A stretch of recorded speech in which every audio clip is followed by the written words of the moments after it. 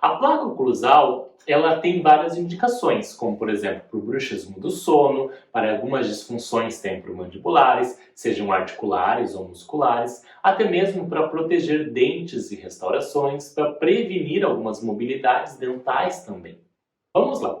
A placa não deve ser usada 24 horas. Primeiro ponto. A placa não deve ser usada 24 horas. Ela deve ser usada apenas durante a noite, quando o paciente vai dormir, porque ele não tem controle do seu bruxismo do sono, por exemplo. A placa rígida, se bem feita, ela usada durante o sono do paciente, tem estudos mostrando que ela diminui a contração muscular do paciente com bruxismo ou do paciente com disfunção temporomandibular.